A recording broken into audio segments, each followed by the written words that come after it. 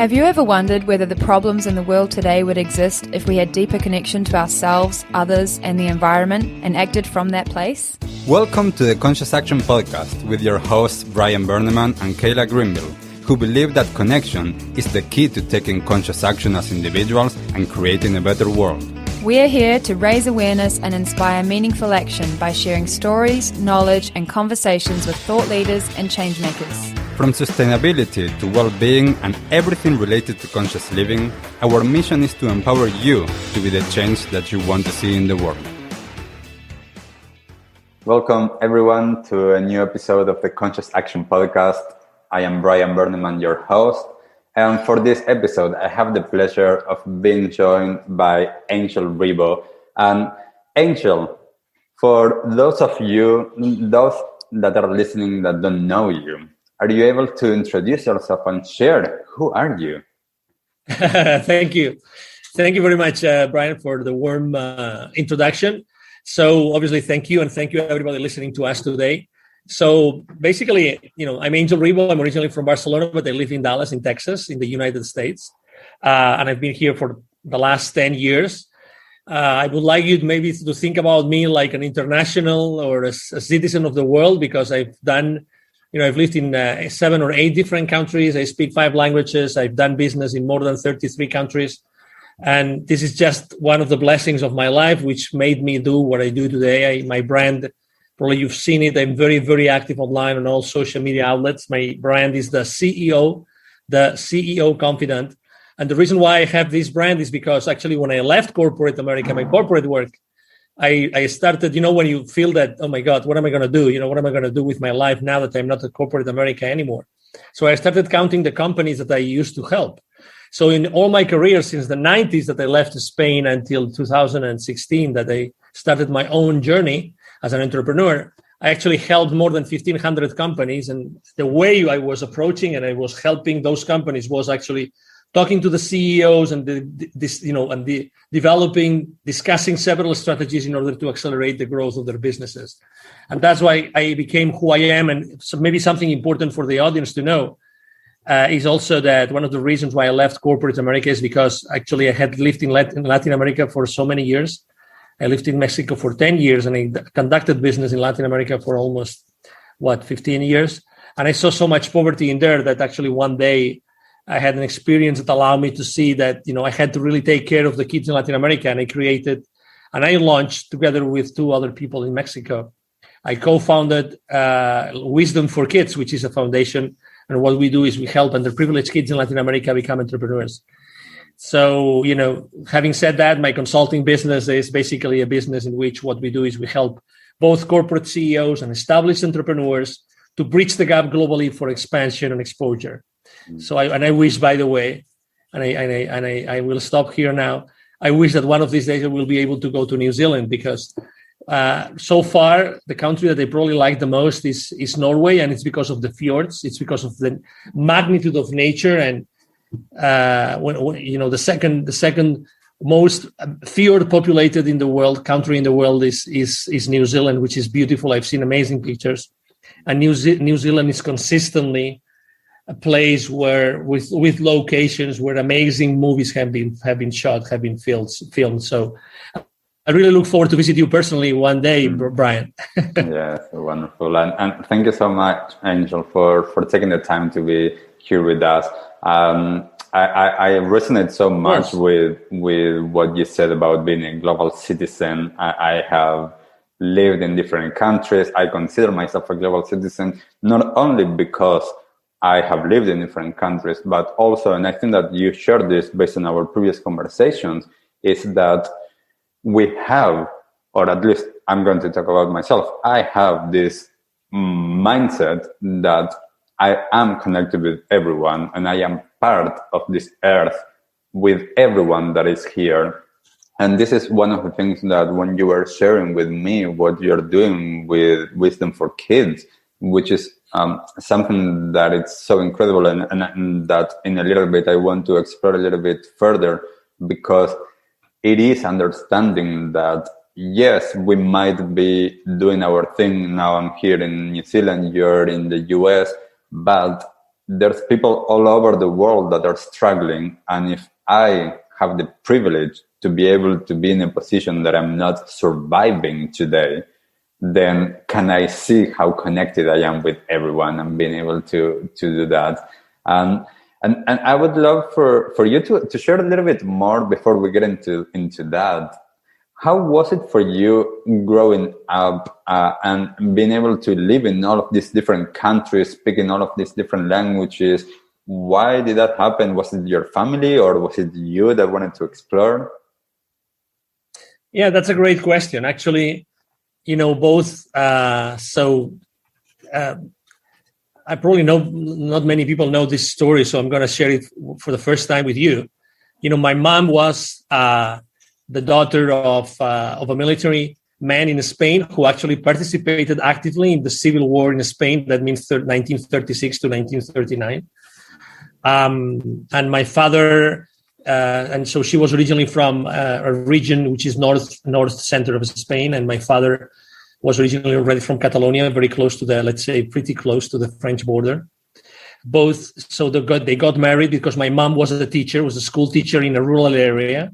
And my father originally, the 𝐥𝐢𝐻 family, R-I-B-O, are originally from a place in Spain, in the country. So actually, there's still the ranch of the 𝐥𝐢𝐻 family still exists in Spain, and I have relatives living there and taking care of it. And they moved. So my father actually moved to a 350,000 people city, and he was really a big entrepreneur. And very early on, he started to have positions of responsibility. And what I remember since I was a kid is that first we were just a middle class family in Spain, but in the area where I was born, close to Barcelona, it's 1 hour away from Barcelona. You could not learn English in the school. So actually I learned French.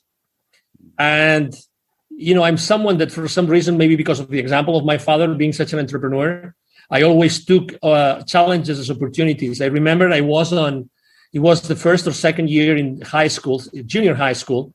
And my French teacher told me, hey, would you like to organize our annual trip to France? Would you like to organize it? I'm going to help you, but you're going to make the phone calls, you'll design the itinerary, you're going to make all the heavy lifting for me.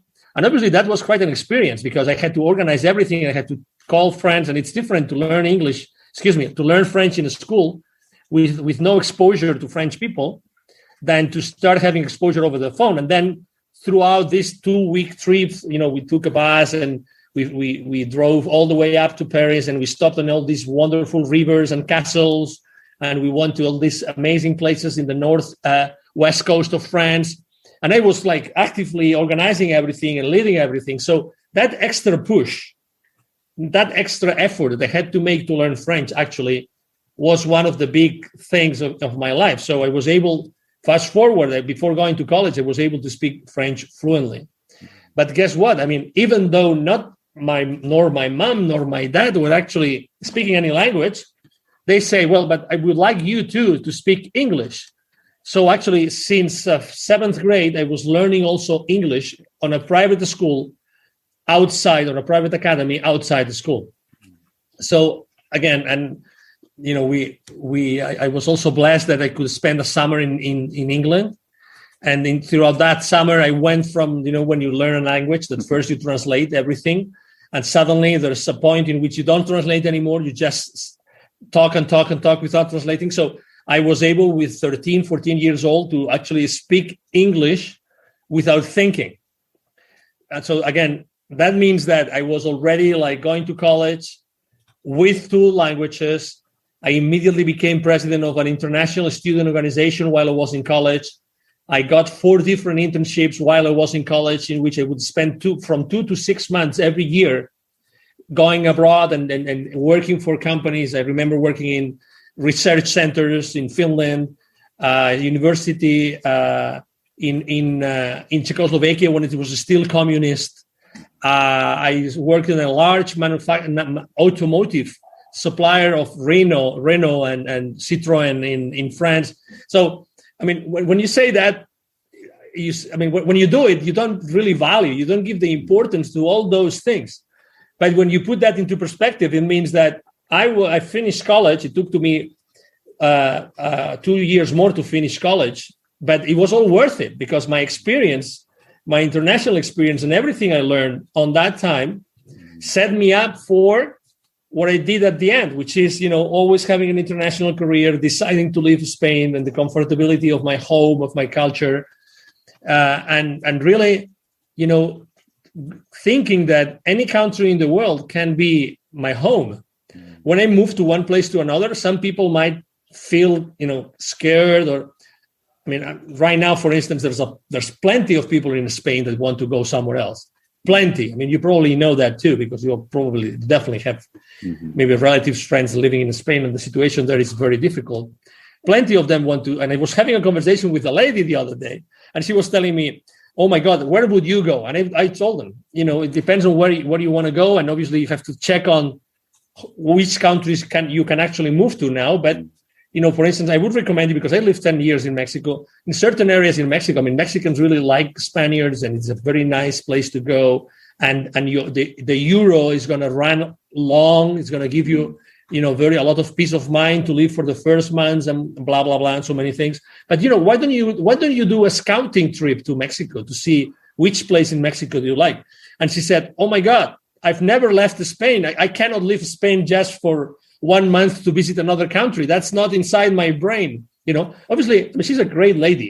She's a great lady, but we are really cut with this cookie cutter, which is being defined as we grow up.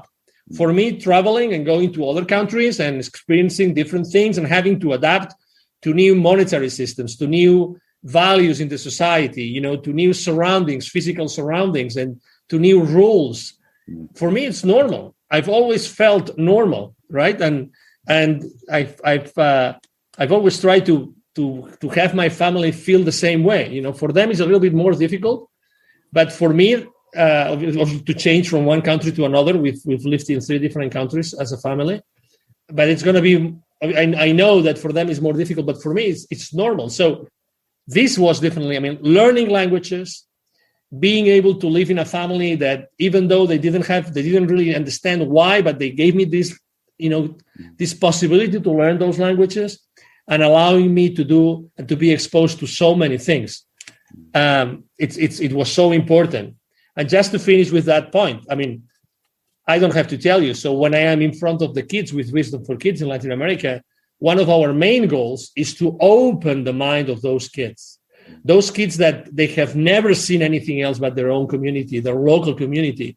We've been in places 20, 25 minutes drive away from Mexico City's airport. Can you believe that those kids have never seen an airplane? Can you believe that?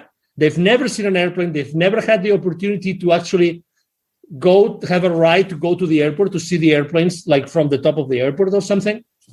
So we really tend to live in boxes. We live in boxes, literally. We live in boxes. And those boxes are a small world. That's why, inspiring kids, that's the beauty of inspiring kids. Human beings that are still young, that they can still be open to opportunities and to say, hey, maybe there's something else besides what I've seen here. Let's explore. Let's go somewhere else. Let's say yes if someone invites me to go somewhere else with them. And I think that's very important. Being your podcast, titled, Conscious Action. What more conscious can you be than, raising your kids with a different mindset, And I feel the same way. I feel that I am connected to everybody, and that helps me understand, that helps me now that we live in such a difficult world, which is so difficult to move from one country to another. In our own country, there's so much people that think A and people that think B, and and unfortunately, I would say that not all the mainstream media helps us, unite, but to separate. And you either are here or you are in that position or another. We as leaders, and you are a leader, Brian. We as leaders, we have this role of trying to help everybody. I couldn't agree more with what you said. People are suffering now. People are suffering. It doesn't matter if what they believe about COVID, or what they believe about vaccination, or what they believe about traveling constraints. It doesn't matter. People are suffering, and we are here to be, someone that brings inspiration and faith that things can get better. And we are them. We are them, literally. We are them, whoever they are and whatever it is, or whatever it is that they stand in the spectrum of those beliefs that I mentioned before. Yeah, and it's so incredible, like what you're just saying, that for me, these times with COVID and everything, I think that one of the biggest things for me, at least, that I'm hoping that we take as a learning from this super challenging situation is that, COVID showed us how connected the world is. Like it impacted everywhere. And for me, this was one of the things that I always thought about, is like, how are we as society still going, and over there and over there and over there, there's people dying because they don't have food, because they don't have clean water. And we are just, like going into like bigger houses or a new car or this and that. And I'm hoping that this opportunity, with its challenges, of course, but we can take it as an opportunity to also get this sense of connection. And as you say, those of us that we are privileged enough to have this worldview and that have the experience of seeing that firsthand and seeing how connected we are the ones that needs to step up and do what we are doing, and helping more and more people do that, and getting more and more people to wake up to the fact that they can also influence others to create the changes. Yes. And, when we started working in Latin America, I mean, in 2012, we started in 2017, 18, but when we got the information, when we got the basic poverty data about Latin America, and the latest information available from UNICEF was 2012. At that point in time, there were 81 million kids living in poverty in Latin America, 81. The total population, to put that number in perspective, at that point in time, the total, let's say, children population in Latin America was 170 million. So we're talking about probably 45% of the Latin American kids live in poverty, okay? Of those, 22 million live with no drinking water. So if they want drinking water to cook or to clean themselves, whatever it is, to wash dishes, whatever it is, they need to walk or be driven or be delivered water one way or another.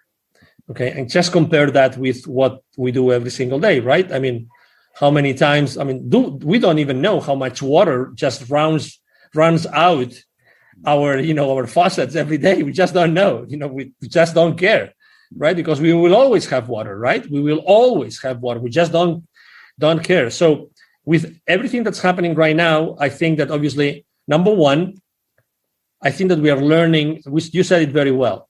Probably the differences are increasing. The gap is increasing between the ones that have and the ones that don't have, right?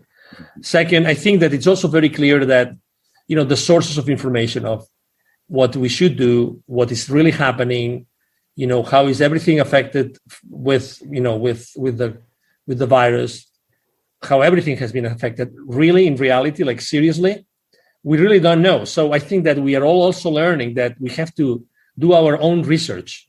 I think that we have to develop a critical thinking more than ever before. Regardless of where you are, it doesn't matter, really, it doesn't matter. Develop this critical thinking, develop it. And, do your own research. If you believe someone, okay, so you believe that, so just try to do, okay, so that person, that media that you believe, who are behind them, who's paying them or not. I mean, just do your research. Again, I'm not, I'm just trying to tell you, don't take the face value of anything. Develop your own critical thinking.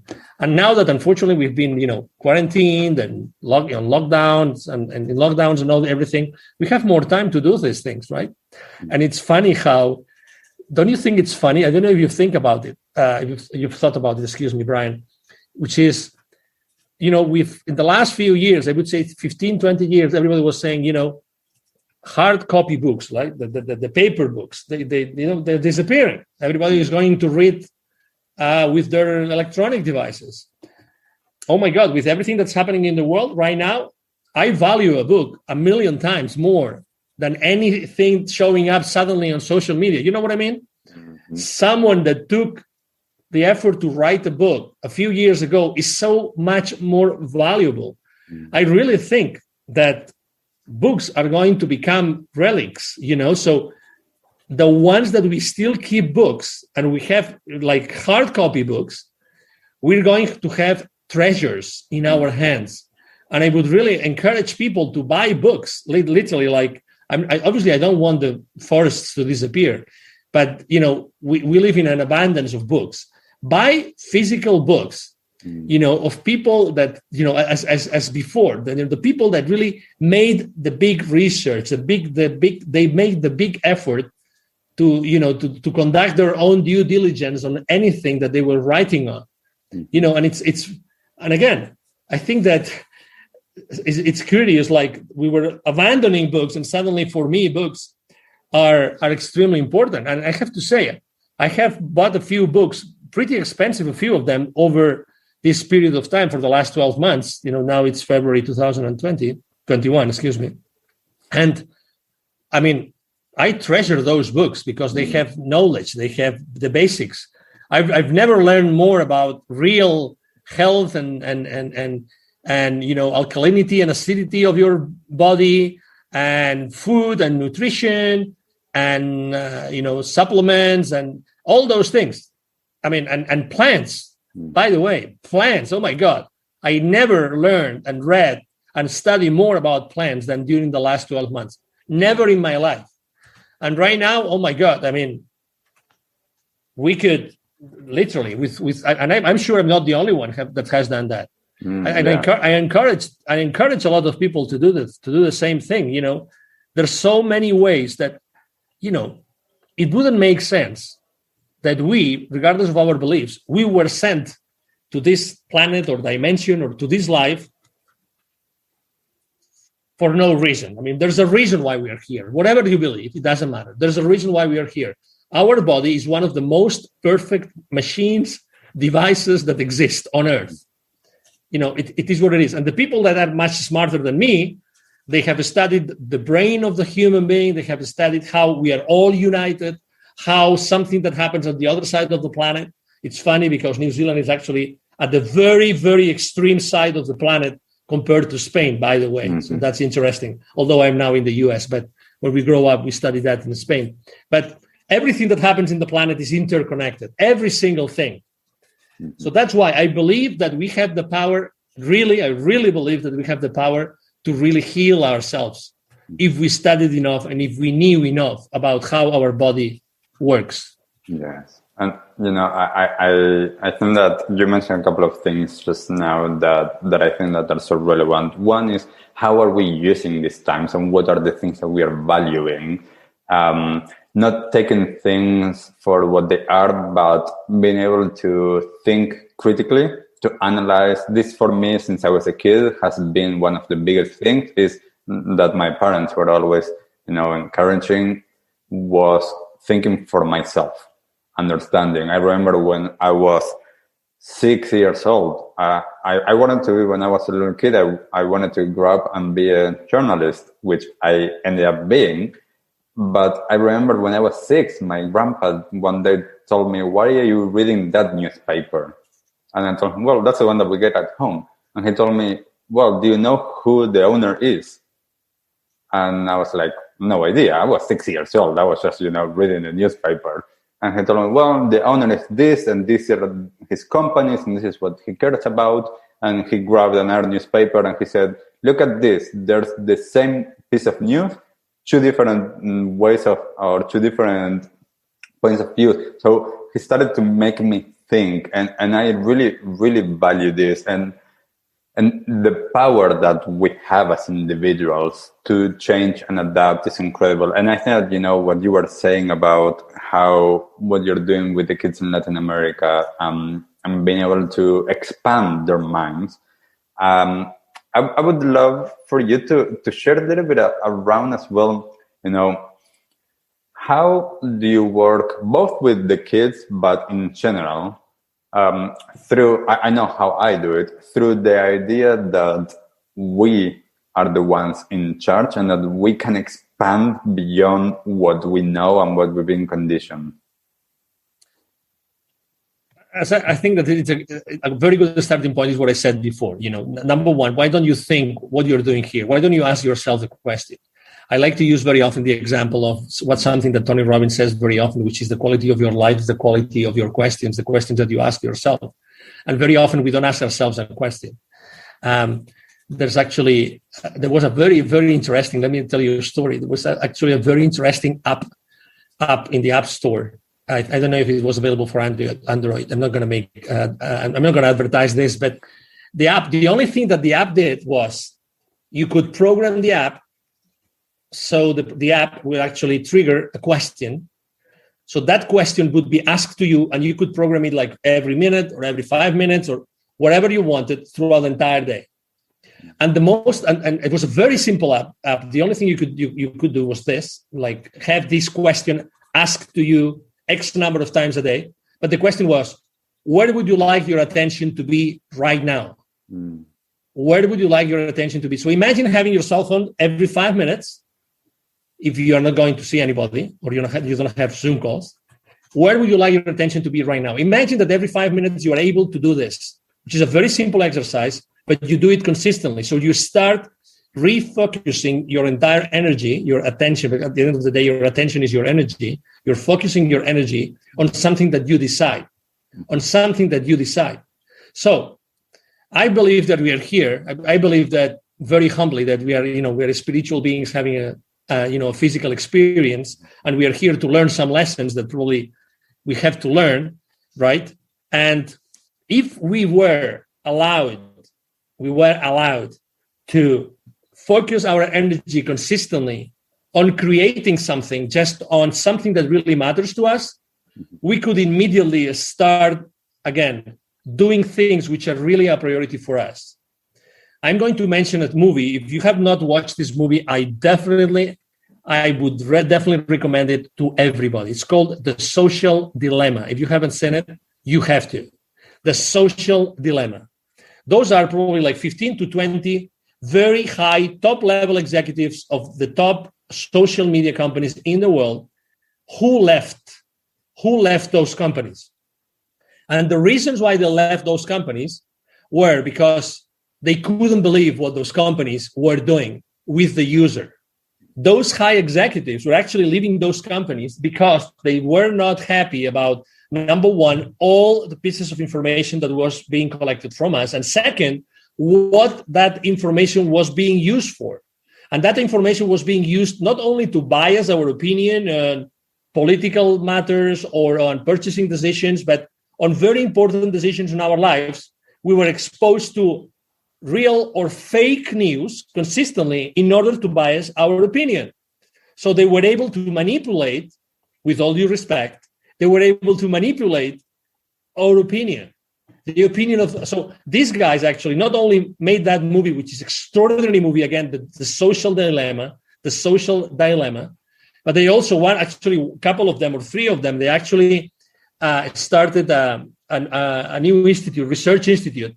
I forgot the name, but if you watch the movie, you will know who they are and what the name of the institute. But they also did something which actually I actually downloaded to my app, which is they have an app called Moment, literally Moment, which helps you stop your addiction to your cell phone and to the apps on your cell phone.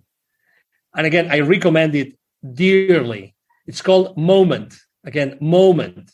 Download that app and you will realize how much of an addiction you have. And, I'm a public figure, the same as you, Brian. I mean, I use extensively social media, but I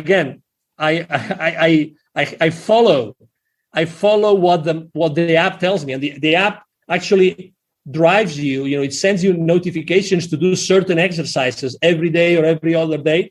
So it teaches you literally how the other apps are like making you addictive to them and how you can actually become free of this addiction that you have to those social media outlets. So what I'm trying to say is, again, become aware of who you really are. You are extremely powerful. And there's a reason why you are trying, or why you or some systems are trying to distract you. There's a reason. Okay? There's a reason why it's not easy for you to be focused on what you really want, on what you would really like to do with your life or with your family or with your business. Just reflect on this. And again, I'm not on any side of the aisle, of the political aisle, and I'm not a conspiracy theory guy. I'm just saying what this movie said.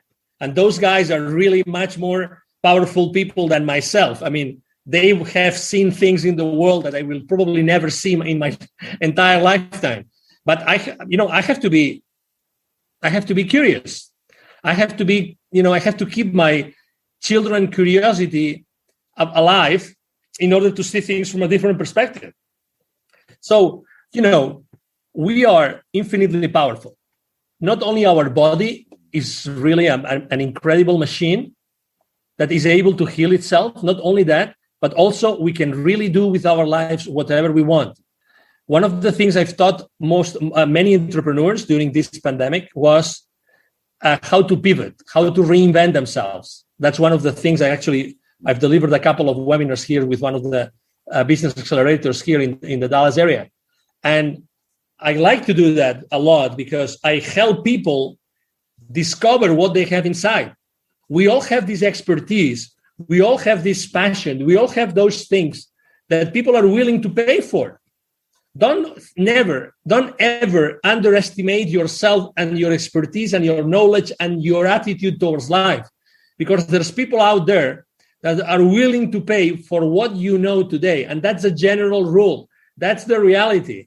I'm not saying it's easy. I'm telling you that's the reality. We all have learned throughout our entire lives, our professional lives, our working lives, lots of things which makes us unique. There's nobody else like you. If you're listening to me today, there's nobody else like you. If you have a job and you want to continue doing that job, great. If you want to become an entrepreneur, I tell you, that's what you want to do, you really can do it because you have a unique set of skills that can help a lot of people in this world. Yes, that's amazing. And there's this thing that I heard many, many years ago, that is that every single person in the world knows something that I don't know.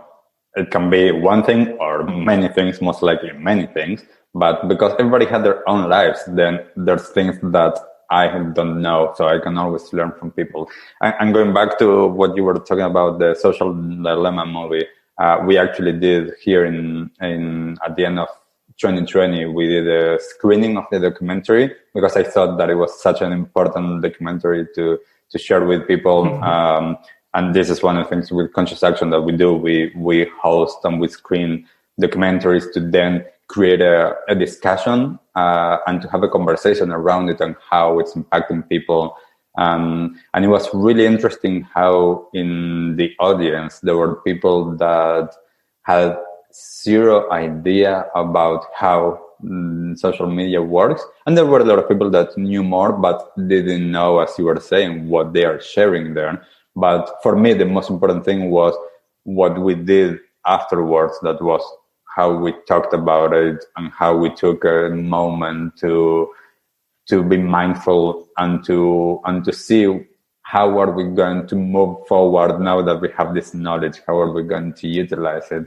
And one of the key things for me in what you're saying, that it's really important that everybody has the power of doing things. Everybody has something unique that makes them themselves, that it's whatever they want to do. Like, we all have the potential to do whatever we want to do, but we've been conditioned to not do that and not to think that. And I'm really interested, in your professional career.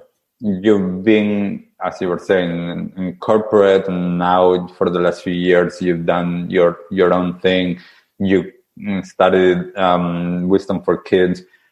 What makes people want to do that change, and what prevents some people from doing that change of doing their own thing? Yeah, I mean, obviously, even for myself, which I had a great career, in corporate America and first in Europe. Even for me, I mean, obviously, not everything wasn't an easy decision, but it was mostly related to probably my family, because I wanted to be closer to my family, and I wanted to do something. Because when the idea of founding or creating Wisdom for Kids came about, the question I asked myself is, if it's not me, who's going to do it? And the answer was, nobody's going to do it. Nobody's going to do it. Who has this relationship with so many businessmen in Latin America, and who knows exactly where all these people in need are? Who has lived this so as close as me? Probably many people have lived this close enough to perceive the need to do this, but how many are going to take action? And so for me, it was, if not me, who's going to do it? So let's do it. Let's give it a chance, right?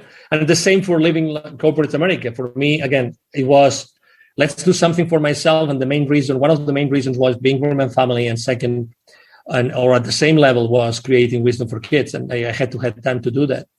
And I would say that the same thing or the same way I said before, that everybody could really be successful just providing services with the knowledge and expertise and experience that they have. I can tell you also that not everybody feels comfortable enough to do it. We have been raised in a different way. Okay, so your mom and pop and your grandpa, everybody has given you a different, and your friends and your relatives and your teachers, right?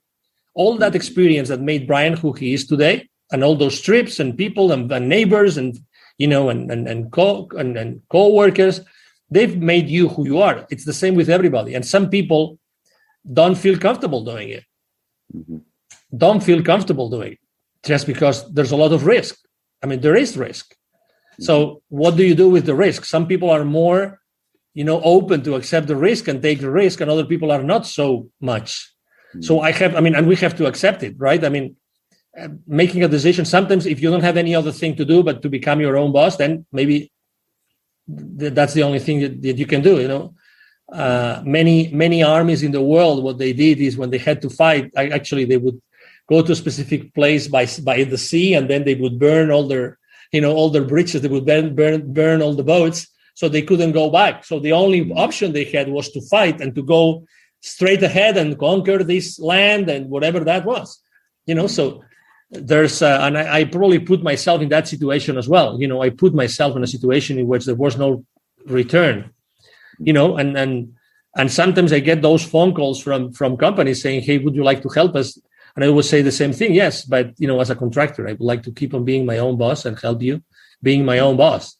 Yeah, so definitely. Yeah, exactly. So again, not everybody's ready, and I would say that probably fear, uncertainty, wanting to probably keep on building on the savings, and you have to be just understanding their position. You have to understand why, and because again, we are all one. I mean, I really believe we are all one, sometimes I'm being asked, what is your superpower, Angel? And I always say the same thing. It's probably that I am an empath. So being an empath in this time is really painful, because you feel the pain of other people, and I feel the pain of other people, and I feel the pain, very close people to me. I mean, very close relatives. I feel their pain, like big time. They are in pain, and what they do is like, I don't know them, how is it possible that in 12 months they've changed so much, and they've changed dramatically, and they are in a completely different position. But again, we have to be, although I feel they're suffering, we are here to help. That's why, with what you do at Conscious Action, and with what you do with your podcast is so important. It's just trying to inspire other people, and trying to, to just show them that there are other ways to see the world. And again, there's no good or bad. It's not really, honestly. I mean, if I could change one thing, probably was in my entire education, probably, being educated on a non-judgmental place in which I would try to understand all the parts, involved, all the parties involved, and trying to put myself in everybody's shoes. Yeah. And that's what that's what I really believe. But being an empath is sometimes difficult. That's for sure.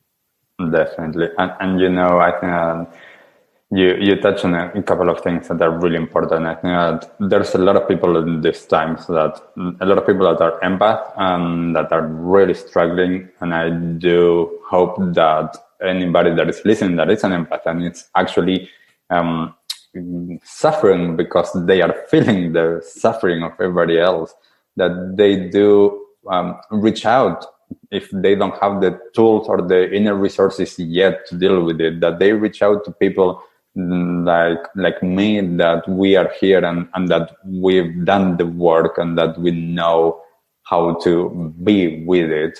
The other thing that I think that is really important, you touched on it, and for me this is why with conscious action we focus on both things, consciousness and awareness, and action is that we need to take action.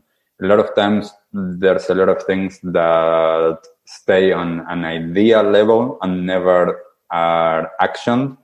And for us to create changes for ourselves and for others, we need to do that. And I remember that there's 2 questions, and I have them actually on my room. They are written, and you mentioned one of them. The 2 questions that once one of my teachers told me many years ago was, if not you, who? And the other one was, if not now, when? Mm-hmm. And for me, those 2 questions are really important. Because in moments, they really inspired me to look and be like, as you were saying, if I don't do it, who else is going to do it? And if not now, when?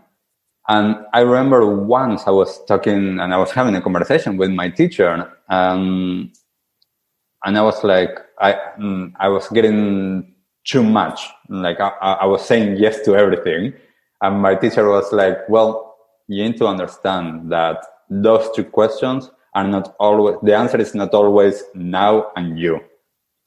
But it is perhaps your responsibility to find when or who else can do it. Mm-hmm. So it was for me, at least in that moment, it took a little bit of the pressure off, because I was taking everything as like, it's me. If not me, then who? And it's like, well, it's me. And I do a lot of things, yet I learned to relax that. So I think that those 2 questions are so important. Thank you for shining light on that, because I think that they are super valuable for people. And let me share with you actually one of my mantras, which is my favorite mantra. And actually, there was an English author that was doing like a business nuggets book a couple of years ago, and he contacted me, and we were like 10 minutes on the phone. And my nugget was very simple, because that's the nugget. That's the mantra I use for myself and for other people, which is take imperfect action now. Take imperfect action now. It's obviously related to this, judging and overthinking things and everything, but the power of taking action now. For instance, I have an accountability partner, and I meet with that person every single day, weekday, okay, because I try to stay, as much as I can with the family over the weekend. But having an accountability partner allows me to take imperfect action now. I mean, if I didn't have that accountability partner, and again, oh my God, Angel, I mean, why do you need an accountability partner? I mean, you've done so many amazing things, and you're so active online, and you have so many connections and blah, blah, blah. It doesn't matter. I am a human being. I need help the same way that you need help, the same way. I'm having someone that is just there to keep me accountable every single day for 1 hour. Oh my God, I tell you. I mean, I one of my weaknesses, for instance, is to procrastinate, right? Mm. So I can tell you immediately, I mean, how many things would still be on my to-do list did I not take the decision of having an accountability partner? Mm. I have no idea. There's a power on taking action now. There's a power in doing that. There's a power of focusing your energy. Again, where do you want your attention to be? So for 1 hour, I am fully focused on those things that probably would get procrastinated, and I would never do it, and they would stay on my to-do list forever. Every single day, at least I had this 1 hour, in which someone keeps me accountable, right? The rest of the day is typically things that I have on my agenda already. I meditate in the morning. Every single morning I have what we call an intention group that we intend together for some things every single day, every single day for the last 3 years. We've done that. And then, I meet certain people every day and we attach base talking about business or personal stuff, but it's important that you take imperfect action now, that you put your energy to work. There's a reason why we are human beings. We are in here. We are in this dimension or in this world, really, to be happy. That's the reason. If you are not happy, explore it. Ask for help. Like Brian was saying, ask for help. There's a ton of help out there. Obviously in New Zealand, there's your organization, but there's a lot of organizations. There's a lot of amazing people out there. Actually, let me tell you, I like to do crazy stuff sometimes. Just last week, there was a spiritual leader from Spain that reached out to me a few weeks ago because I had interviewed her many times for a few of my shows. And she said, Angel, why don't we start talking about, because she knows what a kind of leader I am. She said, why don't we start a show called something related to the heart, how to live from the heart. And last week, we had like 560 people in our first session, our first show live last week. About the name of the show is The Voice of Your Heart. And we help people live their lives from their hearts. That's what we do. And I'm not the Dalai Lama. I'm not a guru. I'm just a human being that has had a lot of experiences that I'm able to talk about my experiences and share them with the world. That's it. And we had an incredible show.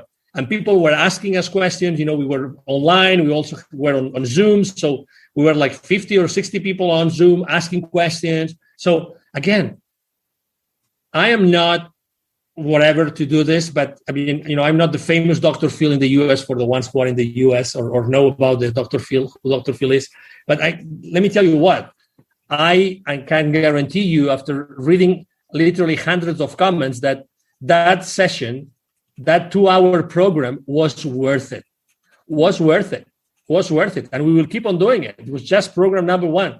We will do as many episodes as necessary. Probably we will keep on doing it forever because it was a beautiful experience. There's a lot. And like us, and again, we were 580 something people that day watching. There's many more people out there doing similar things. And obviously that was for free, by the way, I didn't say it, but it was for free. We just did it because we wanted to be online and we wanted to help people. And people were reaching out to us, asking questions like, I consider myself an awakened person, but I see part of my family going that way, and I see the other side of my family going that way, and I am in the middle, I suffer. I suffer. Can you please help me find a way to leave this situation from the heart? Can you help me do that? Can you help me find the peace that I need in order to help both sides? Because I'm not in peace, I will not be able to help anybody. I will not be able to help the pros or the cons. It doesn't matter, So that's the kind of things we can do every single day. Every single day we can reach out to someone and help that person every single day. Because right now, people are in pain. People are suffering. There's never been more fear in the world. Never, ever. And you guys see the fear. Maybe, you probably are, New Zealand, you were telling me that you kind of, the whole country was, like isolated from the rest of the world. Oh my God, what a blessing in the sense that you kept, right? You kept the core of New Zealand, right? And the New Zealanders and the culture and everything. You kept it. Mm-hmm. That's extremely powerful. And you are aware that many other countries where you have lived, or I have lived or visited, are not the same. Mm. People are suffering right now. They're in pain. So again, a smile, being flexible, being loving, being caring with our neighbors, regardless of where they are, it doesn't matter. Just go back to that place. Go back to that place and help everybody. You can do that easily every single day. Yes, I love that. It's one of the things that I've done in the past, and a lot of workshops around living in the heart, heart-based living, aligning our head and our hearts, and that is something, as you mentioned, for these times, being able to live and to lead from the heart. It's such an important thing that we can do. Angel, I just want to get to the last few questions because I feel like we could be talking for hours and hours and hours. Thank you. I'm just going to get to the last few questions. The first question that I want to ask you is, what is one resource that you could share to people? You mentioned already a few ones, so perhaps something that you haven't mentioned before, a website, a documentary, a podcast, something that you feel like people can go to and learn more. Yes, again, it's not to judge anything or anybody. I just would like to open an avenue of thought for people, right? Because again, I like to listen. I like to talk to a lot of people. And I think that there's another movie that would open many minds to many people, okay? And the name of the movie is actually, it's a documentary, and it's called The Universal Antidote. The Universal Antidote. The Universal Antidote. It's a very recent documentary, but it's so well done. Again, it's not. I mean, you're not going to find it on any movie theater. It's never going to be there. Well, let me take that back. Hopefully, it will be in the future in a few movie theaters, right? But again, it's about faith. It's about hope. It's very nice. It's a beautiful, really beautiful, science-based, documentary. Again, it's called The Universal Antidote. And I would like to mention a book that you give me. I know that you said only one, but I'm going to ask you. I want to tell you about a book which changed my life, which made me actually leave Europe and come to the Americas to live, which is The Celestine Prophecy by James Redfield. The Celestine Prophecy. That book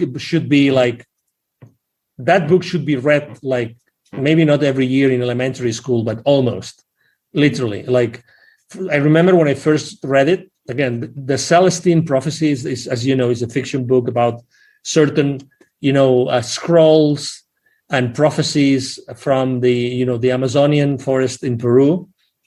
And it's a beautiful story. There's a movie, but I recommend you to read the book. Yes. And that book is like, it takes you back. It puts you in a journey to take you back to who you really are. And it doesn't matter who you are and what you believe, okay?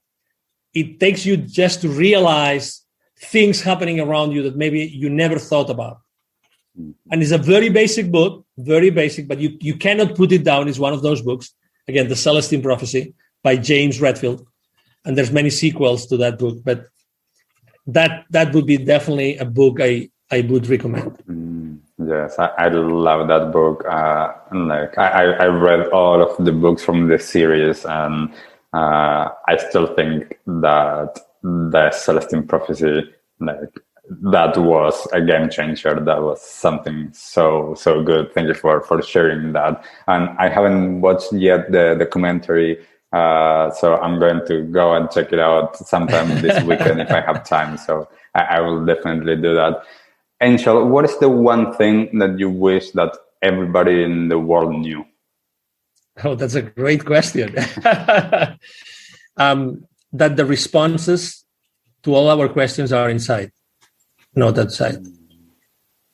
Beautiful. Yes. Definitely. If we started looking inside instead of looking outside, I think that would be amazing. That would change the planet immediately. That would change the vibration. That would change the rules, everything. That would be probably my top one, probably.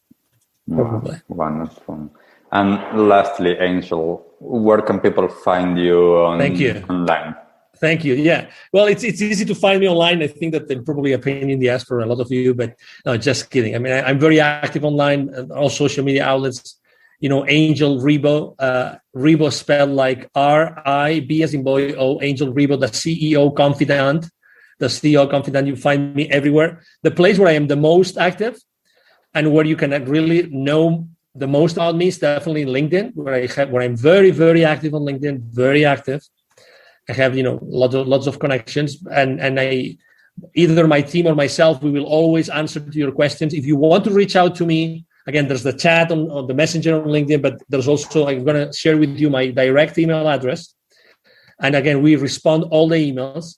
Is angel@angelrebo.com. Again, angel spelled like angel from heaven, right? ANGEL at ANGELRIB as in boy o.com. Angel@angelrebo.com. That's my email address. And again, if I can do anything for you, it will be a pleasure to help you. Wonderful. Thank you so much, Angel, once again, for taking the time and for doing what you're doing, which is amazing. All of the work that you're doing. And this has been such a wonderful conversation. I'm looking forward to having more conversations, whether it is here on this podcast or in other platforms. And I'm also looking forward to being able to share in the near future as well this in Spanish. So for everyone that does not speak English, we can also start to reach out to them. So thank you so much, Angelo, once more. And for everyone that has been listening to this episode, I hope that something that you've heard resonated with you. If something did, I would love for you to share with us in the comments whenever we are sharing this episode. And to tell us, what did you learn and what are the actions that you're going to start taking? So until next time, thank you, Angel, once more. Thank you. We'll see you next time. Absolutely. Thank you very much. Thank you. And thank you, everybody, who listened to us today. What did you like the most about this episode? Take a moment to think about what change you can make in your life today. Share your conscious action on social media using #ConsciousAction and tagging @ConsciousActionNZ so we can celebrate your impact on the world and create a ripple effect. One easy action we would love for you to take right now is to share, like, and subscribe to this podcast. This will help us get these messages out into the world and inspire more people to take conscious action in their own lives, contributing to the better world we hope for.